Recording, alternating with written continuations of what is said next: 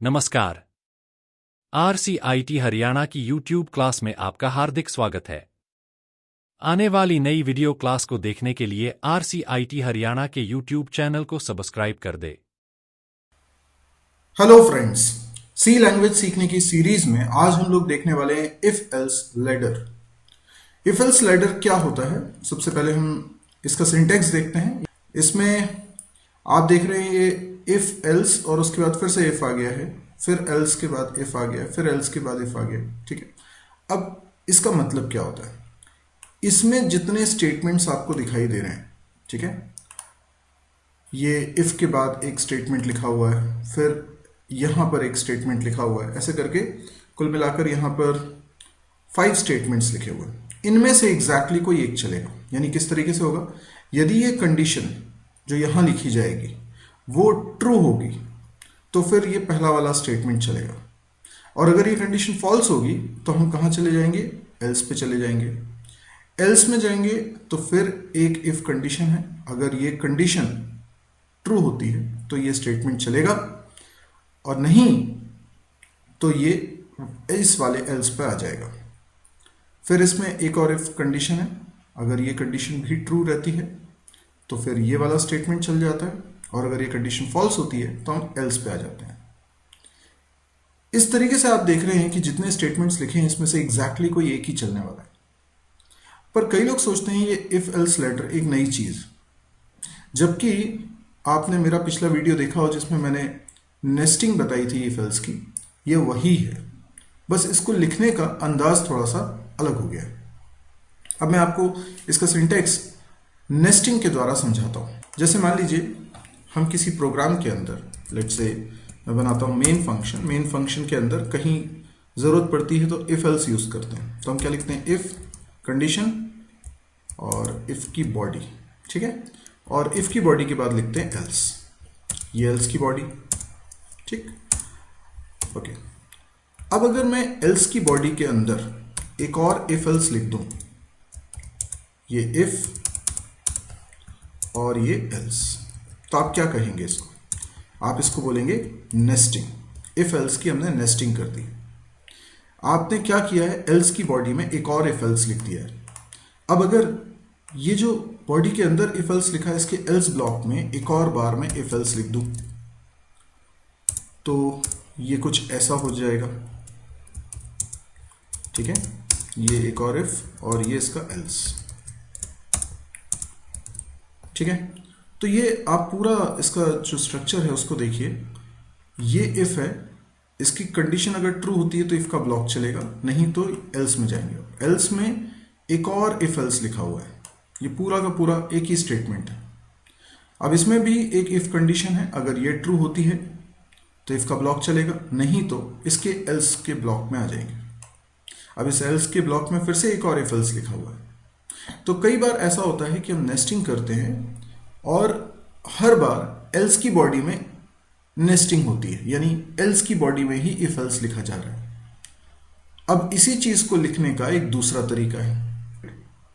अच्छा, मैं एक एग्जांपल भी ले लेता हूं ताकि ये कोड आपको और बेहतर तरीके से समझ में आ जाए।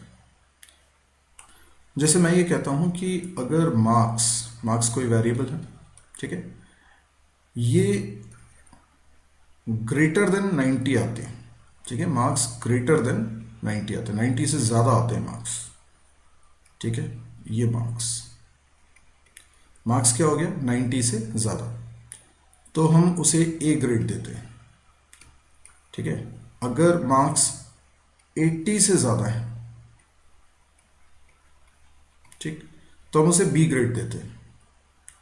देखिए 80 से ज्यादा है पर 90 या उससे कम है तो बी ग्रेड है। तीसरा देखते हैं, यदि मार्क्स 70 से ज्यादा है, ठीक है, तो हम उसे सी ग्रेड देते हैं। और मार्क्स अगर 60 से ज्यादा है, या ये कहें कि 70 या 70 से कम है, मार्क्स जो है 70 या 70 से कम है, ठीक, तो हम कहते हैं डी ग्रेड। तो यानी कोई एक एग्जाम है जिसमें मार्क्स आते हैं, और मार्क्स कितने आते हैं इस पर डिपेंड करता है कि उसे कौन सी ग्रेड मिलने वाली है। ठीक है, ये मुझे बनाना है। अब आप मुझे बताइए पहले तो इसमें कितने केसेस हैं? 4 केसेस हैं। ठीक है, हर एक केस के लिए मुझे एक इफ स्टेटमेंट लिखना होगा। ठीक है, तो इसको कैसे लिखेंगे देखिए। सबसे पहला केस 90 से ज्यादा है अगर मार्क्स, तो लेट से यहां पर कुछ मार्क्स नाम का वेरिएबल है, इंट मार्क्स। ठीक है, हम यूजर से एक वैल्यू एंटर कराते हैं, एंटर योर मार्क्स। अब मान के चलिए ये 100 में से दिया जा रहा है, स्कैनफ %d और ये मार्क्स की वैल्यू। ठीक है, अब मैं इफ में क्या लिखता हूं, मार्क्स जो है अगर ज्यादा है किससे, 90 से, तो प्रिंट कर दो प्रिंट एफ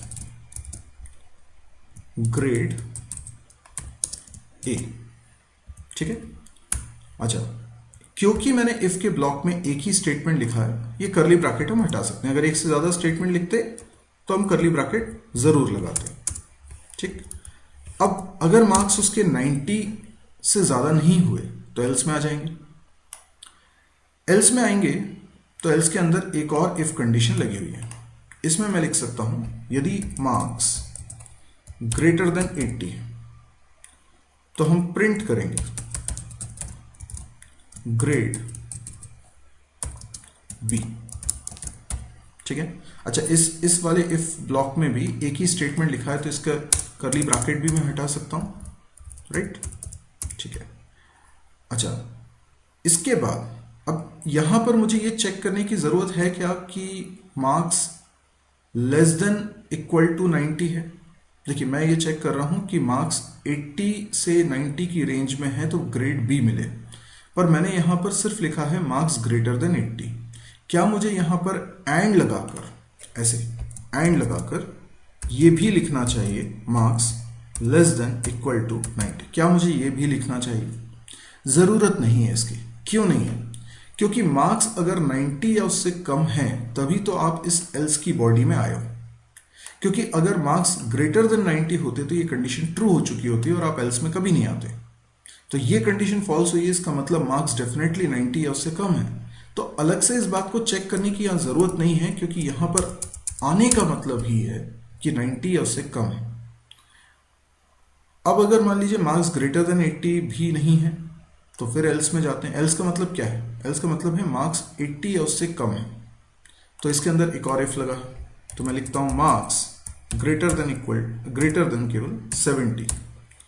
और अगर ये कंडीशन ट्रू है तो प्रिंट कर देते हैं ग्रेड सी। ठीक है, अब इस वाले इफ में भी एक ही स्टेटमेंट लिखा है, इसलिए मैं करली ब्रैकेट हटा रहा हूं। ठीक है ना। अच्छा 4 ही केस थे, चौथा केस क्या है? Absence of first 3 cases. चौथा केस और कुछ नहीं है, अगर पहले 3 केस नहीं हुए तो ऑटोमेटिकली चौथा केस हो गया। तो हम यहां पर अलग से कोई कंडीशन नहीं बना रहे हैं, डायरेक्टली लिख रहे हैं प्रिंट एफ ग्रेड डी। और क्योंकि इस एल्स की बॉडी में एक ही प्रिंट एफ है तो मैं इसके करली ब्रैकेट भी हटा रहा हूं। ठीक है, अच्छा एक चीज आपको मालूम है, ये पूरा जो इफ एल्स है ये एक ही स्टेटमेंट होता है। Logically it is only one statement. तो अगर ये एक ही स्टेटमेंट है तो ये एल्स की बॉडी भी मैं हटा सकता हूं, क्योंकि अगर एल्स की बॉडी में या इफ की बॉडी में एक ही स्टेटमेंट है तो करली ब्रैकेट लगाना जरूरी नहीं होता। तो देखिए मैं यहां से ये हटा रहा हूं, लेकिन आपको ये समझ में आना चाहिए कि ये जो एल्स है, एल्स की बॉडी में एक ही इफ एल्स लिखा हुआ है, इसलिए मैंने करली ब्रैकेट नहीं लगाए हैं। पर आप को ये समझ में आना चाहिए कि एल्स की बॉडी के अंदर इफ एल्स लिखा हुआ है, तो यानी अगर इस एल्स में आएंगे तो ये इफ एल्स चलेगा। ठीक है, ये भी आप कह सकते हैं कि ये जो इफ एल्स लिखा हुआ है ये लॉजिकली एक ही स्टेटमेंट है ना। इफ एल्स पूरा हमेशा लॉजिकली एक ही स्टेटमेंट होता है, तो ये करली ब्रैकेट अगर मैं ना भी लगाऊं तो भी प्रोग्राम सही है। ठीक है, अब देखने में थोड़ा सा मैसी लग रहा है ना, इसको थोड़ा सिंप्लीफाई करते हैं।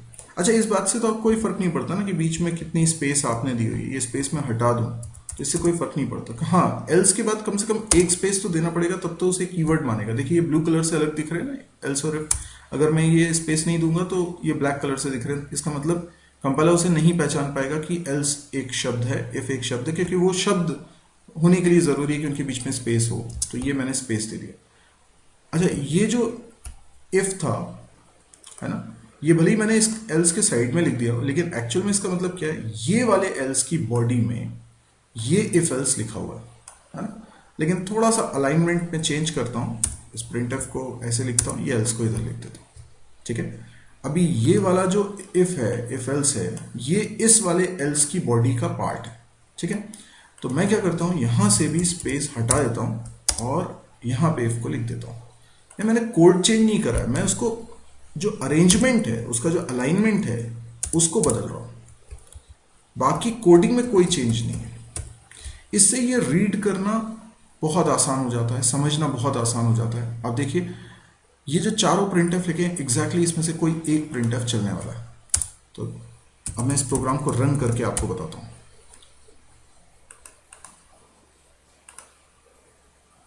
ठीक है, तो ये जो पर्टिकुलर प्रोग्राम है, ये देखिए रन हो गया है। अब इसमें एंटर करना है मुझे मार्क्स। अगर मान लीजिए मैं मार्क्स एंटर कर देता हूँ 75, तो पहले तो आप सोचिए क्या होने वाला है। जैसे मैंने 75 एंटर किया, पहले तो ये कंडीशन चेक होगी। कंडीशन क्या है, 75 ग्रेटर देन 90 फॉल्स, इसलिए आप एल्स पे आ गए। एल्स में फिर एक इफ कंडीशन चेक हो रही है, 75 ग्रेटर देन 80, ये भी फॉल्स है, तो फिर इस वाले एल्स पे आ गए। फिर एक कंडीशन चेक हो रही है, 75 ग्रेटर देन 70, यस ट्रू है, तो ये वाला प्रिंट एफ चल गया। बाकी सारे प्रिंट एफ नहीं चलेंगे, और इफ ब्लॉक में चले गए तो अब एल्स ब्लॉक में नहीं जाएंगे। तो जब आपके पास मल्टीपल स्टेटमेंट्स होते हैं जो अलग अलग कंडीशंस पे आपको चलाने हैं, पर वो कंडीशंस आपस में रिलेटेड है, ठीक है ना, तो आप इफ एल्स लेटर का इस्तेमाल कर सकते हैं। तो इसका आउटपुट मैं देख रहा हूं आपको। इसका आउटपुट होगा ग्रेड सी। ये देखिए ग्रेड सी आ रहा है। Got it. आई होप ये प्रोग्राम आपको समझ में आ गया होगा, और इफ एल्स लेडर भी आपको समझ में आ गया होगा। ये दिखने में थोड़ा अलग लगता है, रीड करने में आसान होता है, बाकी होता ये नेस्टेड इफ एल्स ही है, लेकिन वो उसका एक स्पेशल केस है जिसको लिखने का अंदाज थोड़ा सा अलग है, जिससे ये रीड करके समझना आसान हो।